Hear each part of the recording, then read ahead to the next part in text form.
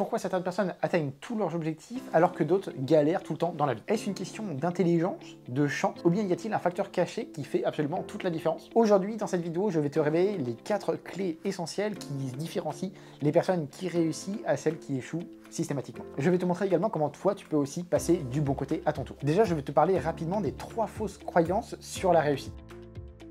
Mythe numéro 1, il faut être intelligent pour réussir. Alors, c'est faux, mais effectivement, l'intelligence, ça aide un petit peu, mais ce qui compte réellement, c'est la capacité d'exécution et la persévérance sur le long terme. Par exemple, il y a des milliers de personnes brillantes qui restent bloquées parce qu'elles sont un peu flemmardes sur les bords et elles n'ont pas trop envie de passer à l'action. Mythe numéro 2, la chance fait absolument tout. Alors, c'est faux, et du coup, la chance, ça se crée en multipliant les opportunités, en la provoquant, en étant un petit peu audacieux ou ce genre de choses. Et troisième mythe, le talent est inné, ce qui est en général faux, même si certaines personnes ont vraiment un talent en n'ayant vraiment rien fait auparavant pour le travailler. Mais dans la majorité des cas, le talent se développe avec l'entraînement, la persévérance et la discipline.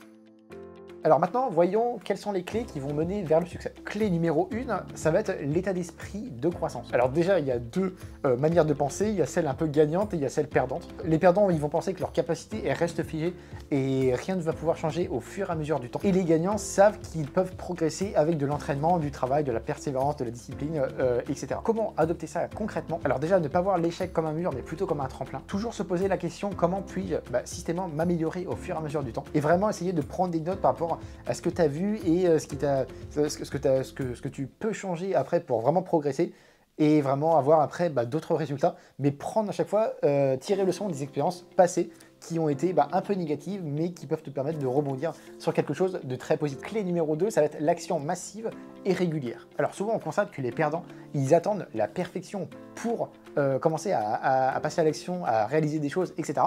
Donc chose qui n'arrive en fait jamais, ils passent jamais à l'action. Et les gagnants, au contraire, ils passent à l'action, même s'ils savent que la chose en question n'est pas parfaite, mais au moins, ils prennent leur courage à deux mains et mettent en place des choses pour réellement passer à l'action et voir leur projet croître au fur et à mesure du temps. Aucune entreprise n'a attendu que ce soit la perfection pour commencer. Amazon a commencé dans un petit garage.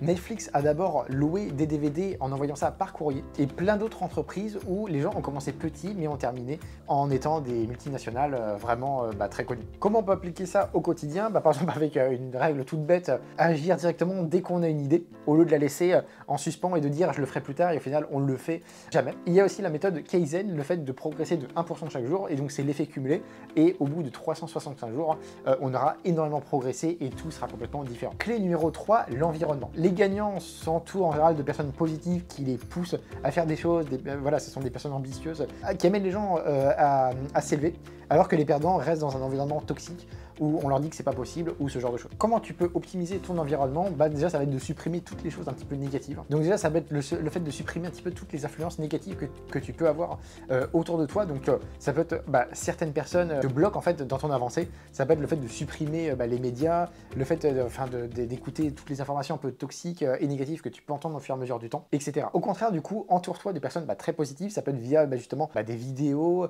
des groupes Facebook, des groupes WhatsApp, dans la vraie vie, des mentors, des gens qui t'inspirent particulièrement.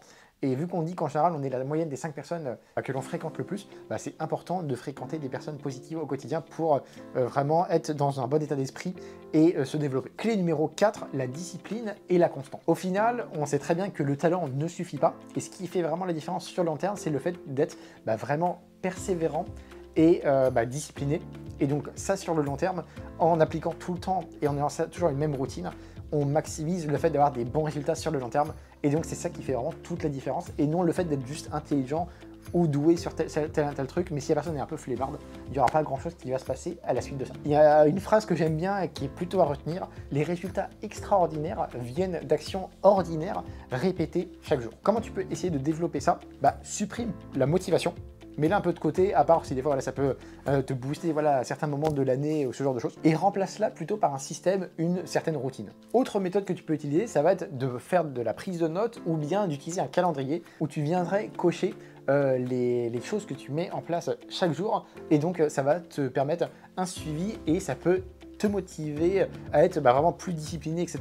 Et tu auras plus de résultats à la suite de ça. Au final, pour conclure la vidéo, le succès n'est pas dépendant de ton intelligence, du fait que tu sois doué ou que tu aies de la chance, mais plutôt d'un système que tu as mis en place avec une certaine routine, une certaine discipline et persévérance, et avec le bon état d'esprit. Voilà pour ce cas pour cette vidéo, j'espère vraiment qu'elle t'aura plu. Si c'est le cas, n'hésite pas à donner un petit like, ça fait toujours plaisir pour moi la prochaine, etc. Et puis je te dis à bientôt, salut!